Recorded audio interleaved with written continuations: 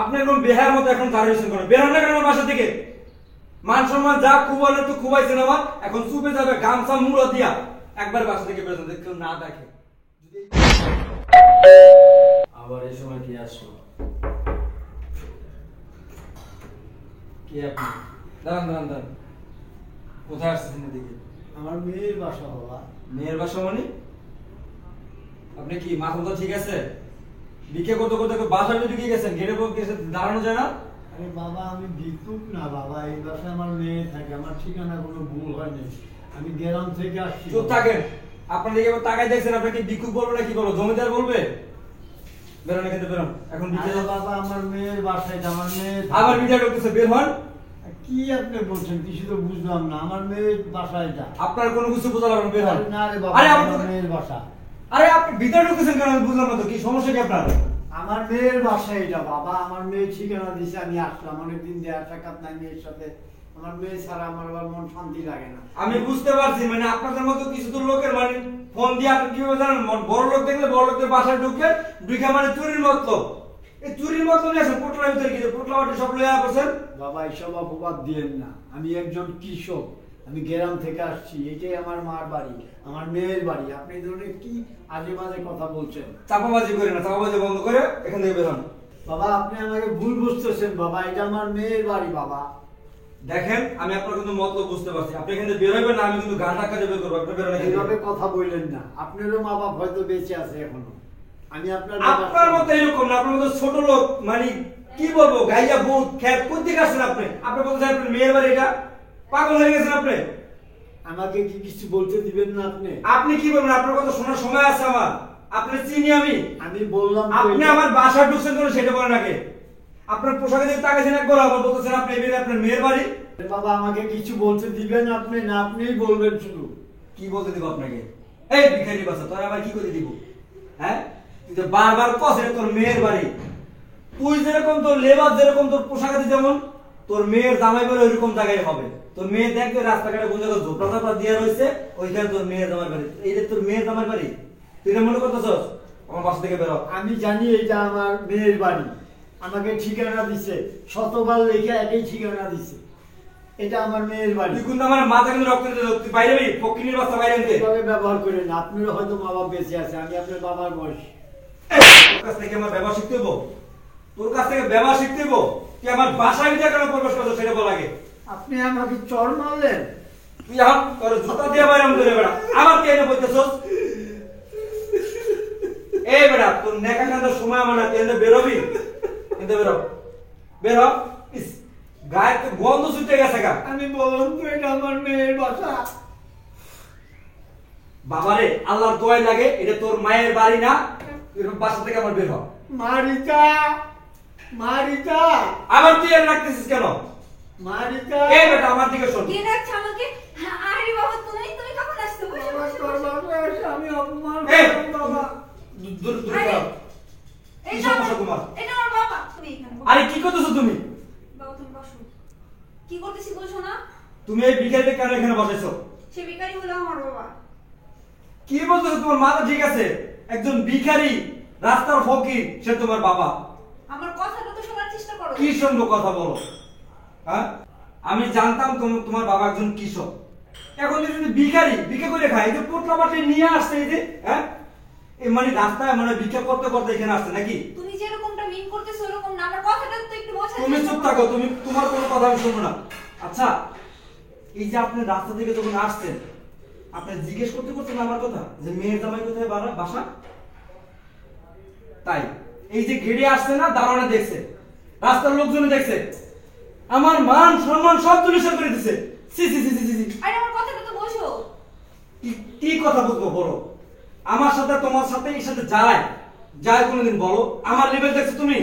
আমার মান সম্মান নিজের সব তুলিশান করে দিছে। সি সি সি, আর কিচ্ছু বাকি রইল না আমার। আচ্ছা, যখন গেটের থেকে আসছেন লোকজনের কাছে জিজ্ঞেস করেন, আমার কথা জিজ্ঞেস করছেন আপনি? আরে বাবা আমার মেয়েকে কয়জন চিনে, তোমার নাম জিজ্ঞাসা করছি, পরে তো হাউস দেখাই দিল, আমাকে বাড়ি ফ্ল্যাট দেখাই দিল। চুপ থাকেন, আর বললেন না, আর বললেন আপনি আপনি আপনি তো এইখানেই তো আমাকে শেষ করে দিয়েছেন। এখন আমার মনে হচ্ছে জানেন, আমার মনে হচ্ছে মারি তুই ফাঁক হয়ে যা, আমি এখানে ঢুকে যাই, মানে আমার এখন লজ্জায় ঘৃণায় আমার। আচ্ছা, আমার একটা প্রশ্ন, তুমি জানো না আমার এই ফ্যামিলি সম্পর্কে? আমার ফ্যামিলি কোন তুমি জানো না? তুমি না তুমি আমার চুপ থাকো। তুমি না দেয়, তুমি জানি না শুনলে তুমি কেন তোমার বাবার এখানে আসতে বলছো? আর কি পরিবেশে আসছে আমার? একটা পাঞ্জাবি গাড়ি দেখো, এই যে শিলাইয়ের মতো কোথাও কোনো জায়গা আছে যে যেখানে সিলাই দিব? কোনো জায়গা আছে শিলাইয়ের মতো? হ্যাঁ, এটা লুঙ্গি পরছে, এত নোংরা। এই যে আচ্ছা তুমি এমন করতেছো কেন? তুমি একটা কথা বলার সুযোগ দিতেছো? কি বলবা, কিছু বাকি আছে? এখন আমার ওই ফুলদানি আছে না, ফুলদানি দিয়ে আমার মাথায় একটা বাড়ি দাও, আমি শেষ হয়ে যাই। এছাড়া কোনো অপশন আমার কাছে নাই তো। আর আমার কোনো অপশন নাই। আমার বাতার মানে আমার পুরো হাই প্রেসার দিতেছে।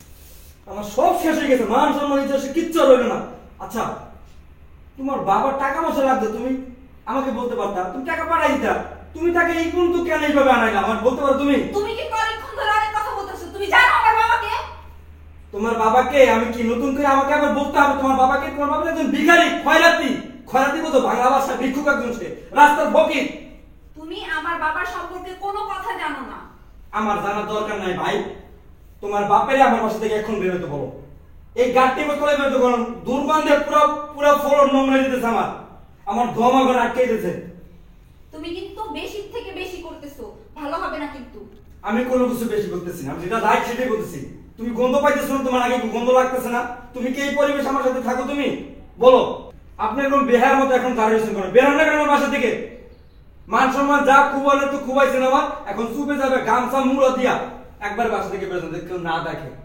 বাস এনা, অনেকক্ষণ ধরে তোমার বাজে কথা বলতেছে, আর একটা বাজে কথা বলবো না। Just set up. এই দেখি তোর সাহেব। শোন মা, তুই একা বিয়া করছ, এই জন্য আমি আসি নাই। এখন তুই তো আমার মেয়ে, ফালাইয়া তো দিতে পারি না। কিন্তু আমি ভাবি নাই যে তুই এইরকম একটা বেদবকে বিয়ে করছস, একটা পাক্কা বেদব। এখন কি তুই এখানে থাকবি না আমার সাথে যাবি? আমি কিছু জানি না, এটা তোর ব্যাপার। বেয়াদব কে সেটা আপনার পোশাক দেখে বলবেন। আপনি তো গাইয়া একজন খ্যাত ভূত, ওর মানুষকে বেয়াদব বলতেছে। তুমি একটু চুপ করো না। ওর ব্যবহার দেখছিস? ওর ব্যবহারটা কি? বাবা আপনার কাছ থেকে আমার ব্যবহার শিখা লাগবে না, বুঝছেন? পড়লে ভদ্রলোক হয়ে যায়। ভদ্রলোক এইখান থেকে হয়, এইখান থেকে যাওয়ার মোটেও জানা নাই। শোন মা, তুই এখন কি করবি তোর ডিসিশন তুই নে। তুই কি আমার সাথে যাবি না এই মুখোশধারী ভদ্রলোকের সাথে থাকবি? এটা তোর ব্যাপার। আসলে বাবা, ও যেমনই হোক আমি ওকে বিয়ে করছি, ও আমার হাজবেন্ড। আর আমি তোমার কাছে যাইতে পারবো না। ও বেয়াদব হলেও এটা তোর ব্যাপার। আমি বলি না যে আমার সাথে তুই চল। তুই কি করবি তোর ব্যাপার এটা। আমি এখানেই থাকবো। হ্যাঁ থাক তুই। আমার হাজবেন্ড যেমনই হোক, তারপরেও সে আমার হাজবেন্ড। শোন মা, তোর বিয়ে তো আসতেও পারি নাই, কিছু দিতেও পারি নাই, তবে তোর জন্য কিছু আনছি, আমি দিয়ে দিচ্ছি। এটা আমি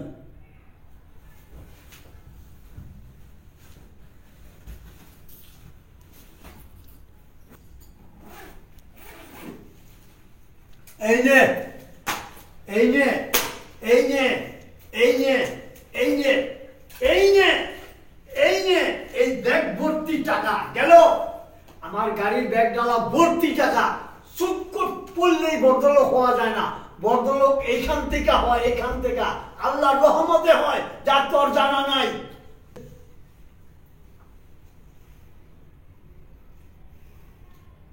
কি অবাক হলে?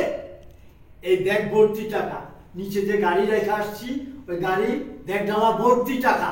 এ তো কিছুই না। আসছিলাম আমার মামুনিকে দেখতে, দেখে আমার মনটা অনেক বড় হয়ে গেছে। ঠিক আছে, অনেক বড় হয়ে গেছে আমার মনটা। বাবা, তাহলে আপনার এত টাকার মালিক, তাহলে আপনি এই পোশাকে এইভাবে কেন? আপনি এই পোশাক পরে আমি কবরে যেতে পারলে ধন্য, আমার শান্তি। আমি ওই স্যুট কোটের মধ্যে ভদ্রলোক পানা করি না। ঠিক আছে, স্যুট কোটের মধ্যে আমি ভদ্রলোক সাজি না। আমি মনের দিক থেকে ভদ্রলোক সাজি। আমি একজন কৃষক, আমার বাপ দাদা কৃষক ছিল। আমরা দেশে ক্ষেত খামারি করি, তোমরা ঢাকা শহরে খাও। আমরা ক্ষেত খামারি না করলে তোমরা খায়া বাবুগিরি করতে পারতা না। আসলে মানে তোমাদের এত টাকা পয়সা, তাহলে তোমার বাবা এইভাবে কেন চলাফেরা করে? আমি তো অনেক কথাই বলে বলতে অনেক আমি কিভাবে চলা করি? আমি আমার মনের কাছে রাজা, শাহিনশাহ। আমি এইসব ড্রেস পরে যাই, অনেক জায়গায় যাই। আমার শত শত বিঘা জমি কৃষি। আমার কাজ করা কৃষিরা সংসার পাল্টাচ্ছে, বাবুর হালে চলতেছে। আর তোমার মতো সুটকোট পরা ভদ্রলোক যে আমার মেয়ের স্বামী হবে, এটা আমার ভাগ্যটা খারাপ, মাইনা নিলাম, যেহেতু আমার একটা মামুনি আমার, আর কিছু বলার নাই আমার এই ব্যাপারে। আর শোনো, আমার বাবা চাইলে না তোমার মতো হাজার হাজার মানুষ আমার বাবার কাজের লোক বানায় রাখতে পারে, বুঝতে পারছো? আর কি বললো তুমি? আমার বাবা গরিব, আমার বাবা ছোট লোক। হ্যাঁ, মেনে নিলাম আমার বাবা ছোট লোক, আমার বাবা সত্যিই গরিব, তাই বলে কি সে মানুষ না? তাকে কি তুমি অমানুষ ভাবছো? সে এই বাসাতে আসার পর থেকে তুমি যেইভাবে আমার বাবাকে অপমান করতেছো, আমার বাবা মনে হয় ইহ জন্মে এরকম অপমানিত হয় নাই। কি ভাবো তুমি? তুমি কি এই দামি স্যুট, দামি প্যান্ট পরছো আর তুমি একজন মানুষ হয়ে গেছো? আরে মা, আমি বলি আমারটা শুন তুই। এই সুটকোট পরলেই বড়লোক হওয়া যায় না। টাকা আলা, টাকা ছাড়া বড়লোক গরিব শরীরে লেখা থাকে না। এটা এইখানে থাকে, এইখান থেকে হয়। পকেটে ফকির, মনে বড়লোক। এগুলো তোর জানাই না, ওকে কি বলি? ওকে বলার কি আছে? শোনো, মানুষ হতে গেলে না মন লাগে। এই দামি স্যুট, দামি প্যান্ট পরলেই না মানুষ হওয়া যায় না। আশা করি বুঝতে পারছো বিষয়টা। আসলে দেখো, আমাকে লজ্জা দিও না, আমি আসলে অনেক লজ্জিত। বাবা প্লিজ আমাকে ক্ষমা করে দেবেন, আমি আসলে বুঝতে পারি না যে আপনার ভিতরে এত কিছু রয়েছে। আমি বাবা কষ্ট মনে রাখি না, মনে রাখলে কষ্ট। আমি 1 মিনিটও তোমার এইসব বাজে কথা, আজে বাজে কথা সহ্য করতাম না। লগে লগে আমি বাইরে যেতাম গো বাবা, আমি কিচ্ছু মনে রাখি নাই। আমি চাই আমার মা তোমাকে পছন্দ করে বিয়ে করছে, বিয়ে আসতে পারি নাই কোনো কারণবশতে, এই জন্য আমি ওইখানে থেকে দোয়া করছি। আজকে সামনাসামনি দোয়া করলাম, আল্লাহ পাক তোমাকে দুজনে ভালো রাখুক, সুখে রাখুক। বাবা আসলে আমি আসলে মাফ করে দিবেন, আমি কোনো কিছু মনে রাখি নাই। আমি টাকার অহংকারে, ঠিক আছে, আমি মানে একদম মূর্খ মানুষ হয়ে গেছি। আমি বুঝতে পারি যে বড়দের সাথে কিভাবে সম্মান দিয়ে কথা বলতে হয়, আমি সেই কথাগুলোই ভুলে গেছিলাম।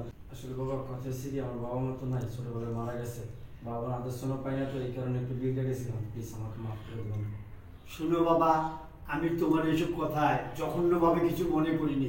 যদি মনে করতাম তোমার মতো মানুষ আমাকে এতগুলো কথা বলার চান্স পাইতাম না। এর আগে আমি বাইরে যাইতাম না।